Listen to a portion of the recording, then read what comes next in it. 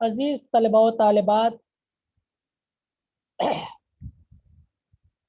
आज की क्लास का जो मौजू है वो मिर्ज़ा मोहम्मद रफ़ी सौदा के क़सीदा शहर आशोब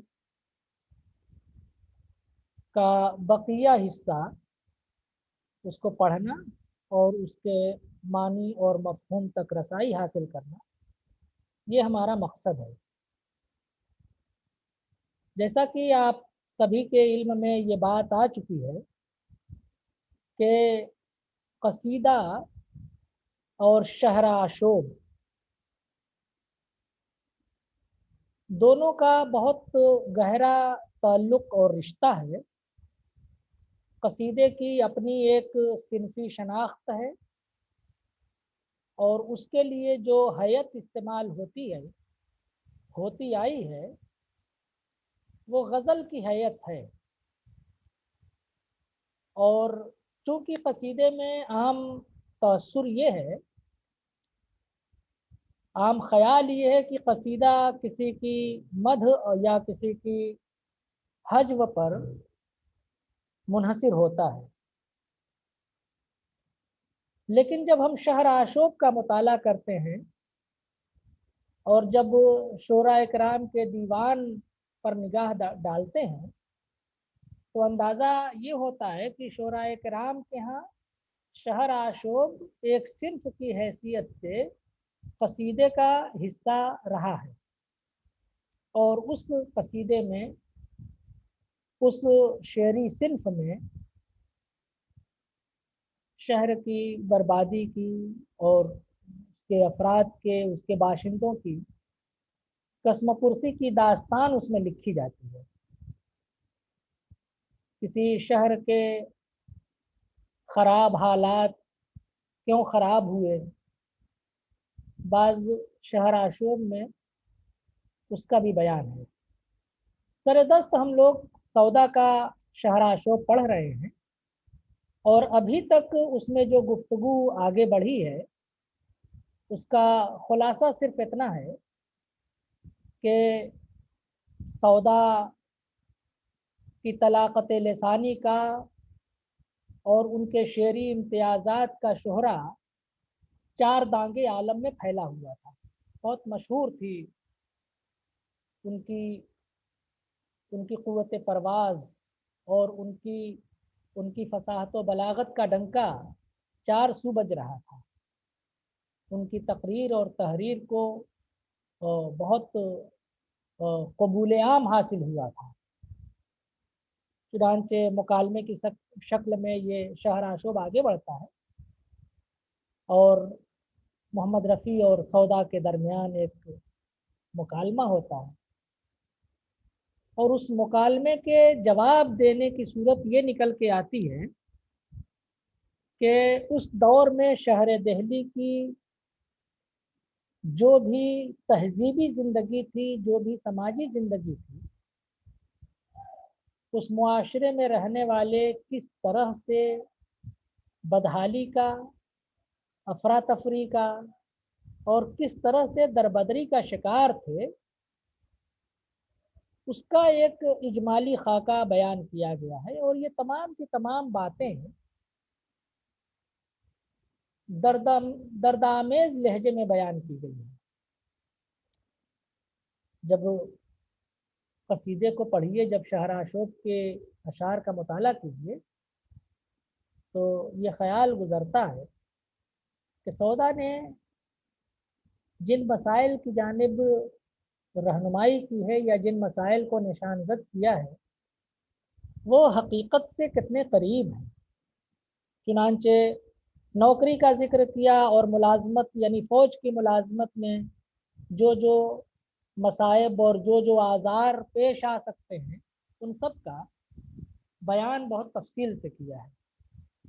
ये बात भी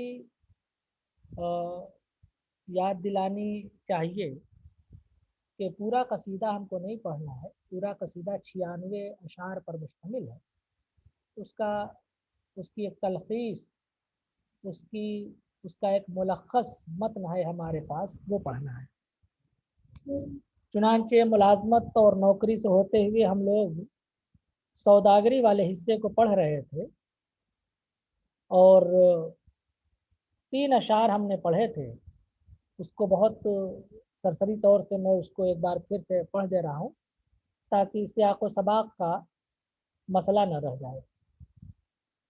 सौदा कहते हैं कि सौदागरी कीजिए तो है उसमें ये मशक्क़त, दक्षिण में बिके वो जो ख़रीदे सफ़ा है। इस्फहान से जो सामान ख़रीदा गया है, ईरान से, मगरबी मुल्क है हिंदुस्तान के मुकाबले में, वहाँ से सामान ख़रीद करके जनूबी हिंदुस्तान में बेचते हैं, यही मशक्क़त है। 2 जुमलों में जो बात कह दी गई है अमली तौर पर उसमें कितनी दुश्वारी है उसका एहसास आप लोगों को होना चाहिए। हर सुबह ये ख़तरा है कि तय कीजिए मंजिल, हर शाम बदिल वसवसे सूदो ज़यां है। रोज़ाना सुबह उठ करके मंजिल पर मंजिल तय करने का, सफ़र करने का चैलेंज दरपेश रहता है और जब शाम ढलती है, रात होती है तो दिलो दिमाग में फ़ायदे और नुकसान का जोड़ घटाव शामिल हो जाता है, यानी आराम नाम की कोई चीज़ हमको मुयस्सर नहीं है। एक और अलमिया सौदागरी का कि ले जा जो किसी उम्दा की सरकार में दी जिन्स, यह दर्द जो सुनिए तो अजब तुरफा बयां है। और अगर सारा मालो असबाब जो तिजारत का है उसको किसी उम्दा, किसी अमीर उमरा के दरबार में, उसकी सरकार में ले जा करके अगर सामान दे भी दिया तो सामान देने और रकम वसूल होने का जो दर्द है, जो ये मंजिल है, इसका बयान अजब तुरफा बयां है। उसका उसका बयान नाकाबिले बर्दाश्त है, उसकी तकलीफ, उसका दर्द। अब आगे कहते हैं, कीमत जो चुकाते हैं सो इस तरह के सालिस समझे है, फरोशिंदा पे दुज़दी का गुमा है। कीमत चुकाना मुहावरा है। सालिस तीसरा आदमी जो न खरीदार है और न बेचने वाला है, तीसरा आदमी जो देख रहा है, इस लेन देन को जो देख रहा है, इस मामले के तय तमाम होने को जो देख रहा है, जो दूर का जो तमाशाई है ना, समझे है फरोशिंदा, फरोशिंदा फरोश करने वाला, बेचने वाला यानी ताजिर। दुज़दी चोरी के माने में होता है, गुमान के माने आप लोगों को मालूम है।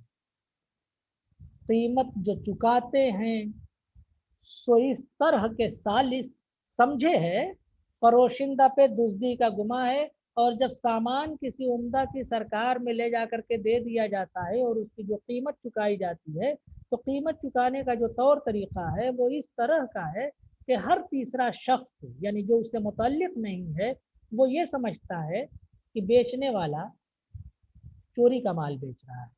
बेचने वाले पर यह शुबा गुजरता है कि गालिबन उसने कहीं से माल चोरी से उठा लिया है और ले आकर के उम्दा की सरकार में चोरी का माल बेच रहा है। चोरी के माल के बेचने में उसकी कोई कीमत का तयन नहीं होता, कीमत कब मिलेगी इसका तयन नहीं होता।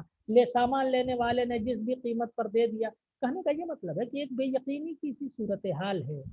जो आदमी ईरान से सामान खरीद कर जनूबी हिंदुस्तान में बेच रहा है, उसकी सूरत हाल ये है कि सामान बेचने को तो बेच दिया लेकिन चोर बनकर के सामान बेच रहा है। ये बद इंतज़ामी का हाल हवाल है। आगे कह रहा है, जब मोल मुशख्खस हुआ मर्जी के मुवाफिक, मोल के माने कीमत, मुशख्खस होना, मुतय्यन हो जाना, फिक्स हो जाना, सौदा पट जाना, सौदा तय तमाम हो जाना, मर्जी के मुवाफिक, फिर पैसों का जागीर के आमिल पे निशान है, निशान अता पता। कह रहा है कि जब ताजिर की मर्जी के मुवाफिक या दोनों की मर्जी के मुवाफिक, खरीदने और बेचने वाले की मर्जी के मुवाफिक अगर मोल मुशख्खस हो जाता है, अगर कीमत तय तमाम हो जाती है, कीमत मुकर्रर हो जाती है, तो फिर पैसों का जागीर के आमिल पे निशान है। तो पैसों का निशान, पैसों का अता पता, पैसा यहाँ नहीं मिलेगा। पैसा जागीर का जो आमिल है, जो जागीर पर काम करने वाला है, जो जागीर का मुलाजिम है, जो जागीर का कारिंदा है, पैसा उसके यहाँ से मिलेगा। पैसा फाइनेंस ऑफिस से मिलेगा, ठीक है ना। जो आदमी जागीर का हिसाब किताब रखता है, जो उसका मुलाजिम है, जिसके जिम्मे वो सब काम है, तो सौदा यहाँ दीजिए, पैसा वहाँ लीजिए। तो ये अपने आप में एक दूसरी सितमज़रीफ़ी हुई उस सौदागर के साथ। फिर पैसों का जागीर के आमिल पे निशां है, जागीर कहीं है, उसका ऑफिस कहीं है, सामान कहीं डिलीवर हो रहा है। आगे क्या कह रहा है, परवाना लिखा कर गए आमिल कने जिस वक्त, परवाना लिखा कर गए आमिल कने जिस वक्त, कहता है वो पैसा अभी मुझ पास कहाँ है, कहता है वो पैसा अभी मुझ पास कहाँ है। कहा कि सामान दे दिया, वहां से परवाना लिखा लिया। परवाना कहते हैं एक पर्ची को, एक स्टेटमेंट को, एक रसीद को। परवाना लिखा कर गए आमिल कने जिस वक्त, और जब ताजिर सामान रख करके और उसकी रसीद ले करके आमिल के पास, जागीर के आमिल के पास पहुंचता है पैसा वसूल करने के लिए, उसकी कीमत हासिल करने के लिए, तो आमिल कहता है पैसा अभी मुझ पास कहाँ है, पैसा कहाँ है जो आपको दे दूं। यानी जागीरदारों के अदब आदाब चाहे जिस कदर हों, लेकिन जागीरदारी का जो सारा निज़ाम था वो खोखला हो चुका था, और वो सब बहुत बदहाली का शिकार थे। ये इस शेर में बयान किया गया है। जाहिर है कि पैसा मिला नहीं, सामान जमा कर दिया, तो फिर क्या हुआ, उधर से फिर आए। उधर, किधर और उधर उस जमाने में इस्तेमाल होते थे।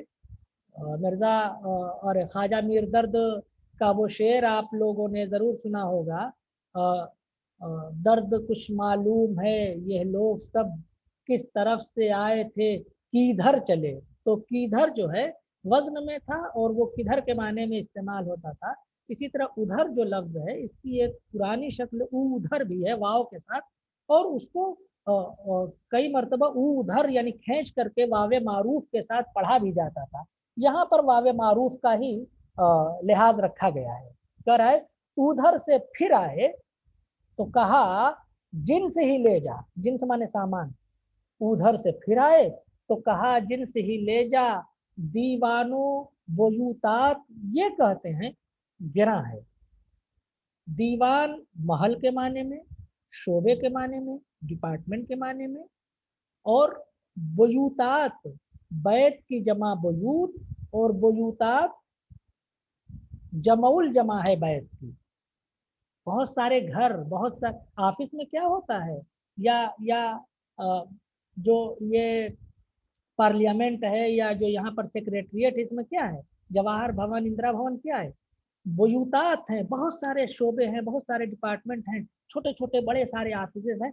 तो बुयूतात बहुत सारे घर है ना, लातादाद। तो छोटे छोटे जो केबिन हैं उनको बुयूतात, तो इस पूरी बिल्डिंग को कहा है। तो दीवान व बुयूतात ये कहते हैं गिरा है। जब ताजिर वो आमिल, जागीर का आमिल जब टका सा जवाब दे देता है, तो उधर से वह वापस आता है। जब वापस आता है तो और यहाँ सूरत हाल से के बारे में मालूमात देता है, तो कहते हैं कि जिन से ही ले जा, सामान उठाओ यार, नहीं ले। कहा जिन से ही ले जा, दीवान और बुयूतात, ये कहते हैं गिरा है। जो दीवान और बुयूतात हैं, जो लोग उन बिल्डिंगों में बैठते हैं और उन बिल्डिंगों के जो मुलाजमीन हैं, दोनों यहाँ पर मुराद लिया जा सकता है। ये कहते हैं गिरा है। कहते हैं नहीं यार, सामान तुम्हारा बहुत महंगा है। यानी पहले सामान लिया, जब पैसा नहीं था, खजाना खाली था, और फिर वापस आकर के जब उसने रिपोर्ट किया, तो ये लोग कहते हैं कि नहीं यार, तुम्हारा सामान महंगा है, उठाओ सामान ले जाओ यहाँ से। तो एक ताजिर जिसने अपना इन्वेस्टमेंट किया है, जिसने एक दूसरे शहर से, दूसरे मुल्क से सामान मंगाया है, वो उसको इस तरह की सूरत हाल से दो चार होना पड़ता है। आगे क्या होता है, आखिर को जो देखो तो न पैसे हैं न वो जिन्स, हर एक मुतसद्दी से मियाँ और तियाँ है। मियाँ और तियाँ होना, बर्बाद हो जाना। हमारे यहाँ पूर्वांचल की जबान में उसको नाई छाई करना कहते हैं, एकदम छितिर बितिर हो जाना, बिखर जाना, कुछ निशान ही पता न लगना। ठीक है ना। आखिर को जो देखो तो न पैसे हैं न वो जिन्स, और नतीजा इन सब चीज़ों का, इन सब मुख्तलिफ ऑफिस में जाने और आने का क्या होता है कि आखिर को उसका अंजाम ये होता है कि न पैसे हैं न वो जिन्स, न सामान ही मिलता है, اور न उसकी कीमत ही मिल पाती है। हर एक मुतसद्दी से, हर एक हिसाब किताब रखने वाले से, हर एक निगरां से, जो उस पर दांत गड़ाए बैठा है कह सकते हैं, हर एक मुतसद्दी से, हर निगरां शख्स से, मियाँ और तियाँ है जिसके चैनल से हो करके वो सामान गुजरता है, वो उसमें कुछ न कुछ दाएं बाएं करके मियाँ और तियाँ यानी सबको तबाह बर्बाद कर डालता है। फिर क्या हुआ, एक ताजिर सामान लेकर के आया, कीमत नहीं मिली, सामान भी छिन गया। नाचार हो फिर जमा हुए केले के आगे। बादशाह की सवारी निकलती थी किले के आगे, तो फरियादी रास्ते में खड़े रहते थे फरियाद करने के लिए। तो जाहिर है कि जिस आदमी का सामान्य तजारत सब बर्बाद हो चुका हो, तबाह हो चुकी हो उसकी पूरी पूंजी, तो वो बादशाह के यहाँ फरियादी बन करके जाएगा। नाचार हो फिर जमा हुए केले के आगे, जो पालकी निकले है तो फरियादो फुहा है। आखिरकार वो ताजिर नाकाम हो जाता है, मजबूर हो जाता है, किले के आगे जमा होता है, और इस नीयत से कि जो पालकी निकले है, जो शाही सवारी निकलेगी, बादशाह जब किसी गरज से बाहर निकलेंगे तो फरियाद फुगा है, तो सारे लोग फरियाद फुगा करने लगते हैं। यानी बादशाह के निकलते ही अपना अपना दर्द और अपने लूट लिए जाने की दास्तान उसके सामने पेश करते हैं। रोकते हैं इसको यहाँ पर। तो अजीज तलबो तालिबात, ये आराम से कटने की तरह कोई भी यहाँ है, इसका दूसरा जवाब मुलाजमत का पहला था, और जिसमें घोड़ा लेकर के क्या सब हो रहा था, और उसके बाद सौदागरी का अंजाम आपने देखा। इसी मुआशरे की एक अहम शख्सियत, एक अहम बिरादरी शायरों की होती है, और शायरों के बारे में एक आम तअस्सुर ये रहता है कि वो हालात से बेपरवाह रहते हैं। आपने बहुत सारे शायर अपने गिरदोपेश में देखे होंगे, पढ़ते हैं। शायर जो सुने जाते हैं मुस्तगनियुल अहवाल, मुस्तगनी के माने बेनियाज, और अहवाल के माने अपने हालत से, अपने अहवाल से। देखे जो कोई फिक्र तरद्दुद को तो यहाँ है। और कहा कि अब शायर के बारे में सुन लीजिए कि शायर किस तरह से आराम से जिंदगी गुजार रहा है। शायर जो सुने जाते हैं मुस्तगनीउल अहवाल, शायर जिनके बारे में एक आम तअस्सुर ये है कि वो मुस्तगनीउल अहवाल होते हैं, वो अपने हालात से, अपनी ज़ाती कैफियत से और अपने अहवाल कवायद से निस्बतन बेनियाज रहते हैं। वो बहुत चीज़ों का की फिक्र नहीं करते। लेकिन देखे जो कोई फिक्र तरद्दुद को तो यहाँ है। अगर किसी को फिक्र तरद्दुद शायरों के यहाँ देखना हो तो वो आए और देखे कि जिस शहर का ये शहर आशोब है, उस शहर के शायर किस तरह से मुसीबतों से घिरे हुए हैं। शायर की बड़ी समाजी हैसियत थी, और एक ज़माने में कसीदा निगारी ख़ास तौर पर दरबार तक रसाई हासिल करने का बहुत मजबूत वसीला था। तो इस वजह से शोराए कराम की बड़ी अहमियत थी, है ना। जिस तरह से आजकल कैसा आप लोग देखते होंगे कि जो हमारे कायदीन हैं, जो वज़रा हैं, और जो बाकी दूसरे अफसरान हैं, उनके आगे पीछे कैसे खल्क़े खुदा लगी रहती है और उनसे अपना मफाद वाबस्ता किए रहती है। उसी तरह उस ज़माने में बादशाह तक या दरबार तक रसाई हासिल करने का एक बड़ा वसीला शायर भी हुआ करते थे।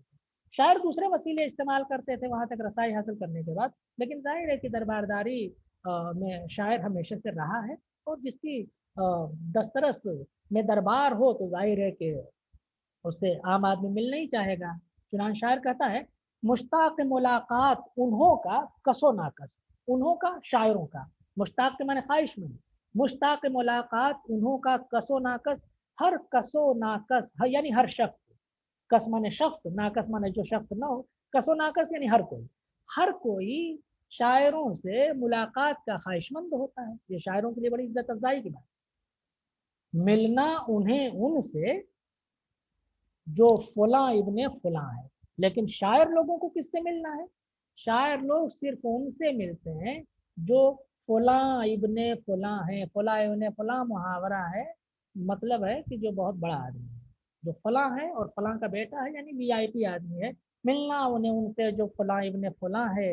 आगे क्या होता है शायर का काम, गर ईद का मस्जिद में पढ़ें जाके दुगाना, गरीब का मस्जिद में पढ़ें जाके दुगाना, नीयत क़त्अए तहनीयते खाने जमा है। तवालिए इजाफत, तवालिए इजाफत कहते हैं कि लगातार कई मुजाफ मुजाफ मुजाफिले आते चले जाए। गरीब का मस्जिद में पढ़ें जाके दुगाना, दुगाना वही ईद की नमाज। नियत के माने मालूम है, कता के माने वही शायरी, कता जो चार मिसर वाली होती है। कता कुछ पुराने ज़माने में जिस दौर में ये सब लिखा गया था, कता 15-16 अशार पर भी मुश्तमिल कई बार कते लिखे जाते थे। चार मिसरे उनके लिए पाबंद नहीं थे, मिसरे अभी भी पाबंद नहीं है, लेकिन आम ट्रेंड यही है। तहनीयत मुबारकबादी, खाने जमा, ज़माने का खान, खाने जमा का मतलब कि जो ज़माने का बहुत मुअज़्ज़ज़ और ज़माने का बड़ा आदमी है। वो उम्दा हो सकता है, वो अमीर हो सकता है, वो वजीर हो सकता है, वो जागीरदार हो सकता है, वो जमींदार हो सकता है, वो बादशाह हो सकता है। खाने जमा, जिनको खान साहब का खिताब दिया जाता था। तो गर ईद का मस्जिद में पढ़ें जाके दुगाना, और अगर शायर लोग मस्जिद में जा कर के ईद की 2 रकत नमाज पढ़ते हैं, तो नमाज पढ़ना मकसद नहीं होता है। नीयत क़त्अए तहनीयते खाने जमा है, जो ज़माने का खान है, जो वक्त का सरदार है, उसकी तहनीत, उसकी मुबारकबादी का कता यानी 2-4 अशार लिखने की नीयत होती है।